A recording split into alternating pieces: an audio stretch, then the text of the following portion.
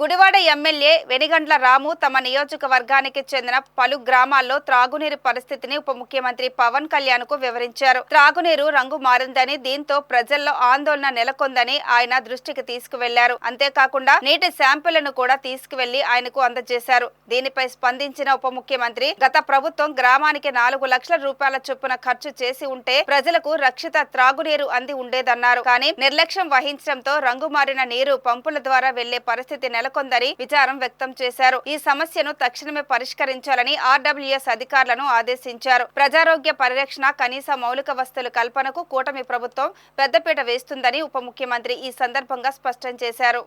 40 గ్రామాలు ఇప్పుడు మనకి అన్ని కలిపి ఎన్ని రోజులు అయిపోతాయి? 20 days. సో ముందు శాంపిల్ పట్టుకొచ్చారు. ఎలా తేడా ఉంది? ఒకటి కంప్లీట్ అయిపోయింది సార్. ఇదేమో 5 సంవత్సరాలు ఒకసారి కూడా చేయలేదా? 5 years అంటే కేవలం ఒక 4 లక్షల రూపాయలు ఖర్చు పెట్టలే ఊరికి అంతే. లేక ఆ వాటర్ వాళ్ళకి అలా వచ్చింది సార్. ఇప్పుడు మనం ఇచ్చింది ఆ 4 లక్షలు సార్. ఇదేమో డైరెక్ట్ చెరువు నుంచి వచ్చి, చెరువు నుంచేమో ఫిల్టర్ బెడ్లోకి వస్తుంది.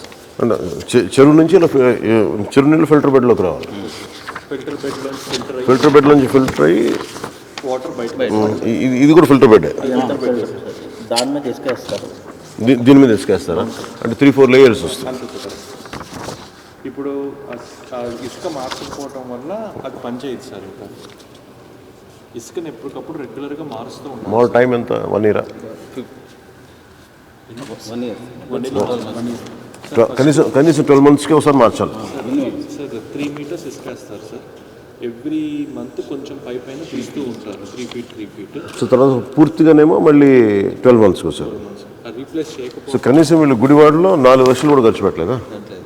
ఒక ఊరికి 4 లక్షలు కూడా అవుతుంది. ఒక ఊరికి 4 లక్షలు కూడా ఖర్చు పెట్టలేదు. అలాంటి 40 గ్రామాలు 3.8 crores ఇచ్చాం సార్. ఈ sand filter not only physical particles sir, parasitic ఇది కూడా అది ఫిల్టర్ చేస్తుంది సార్. అదే చూస్తాం అనుకోండి. ఈ నీళ్లు కూడా ఎంత మరకలు ఉన్నాయి, ఎంత మడ్డి ఉందో లోపల కదా. మడ్డి వేస్తే అంత క్లీన్గా వచ్చింది. చాలా తేడా ఉందా దానికి? Just information sir. మనం ఆ రోజు గుడివాడ అడిగారు కాబట్టి మనం గుడివాడ ఇచ్చాం. This is for the entire state. ఇది ఎంటైర్ స్టేట్కి ఫిల్టర్ అనేది లాస్ట్ 4-5 ఏళ్లలో మార్చలేదు సార్. ప్రతి పంచాయతీ మనం చెప్పాలి. ఇప్పుడు మన డయేరియా ఎందుకు వచ్చింది, ఎందుకు అవుట్ బ్రేక్ అయింది అంటే ఇదే one of the reasons sir. Filters పనిచేయకపోవడం.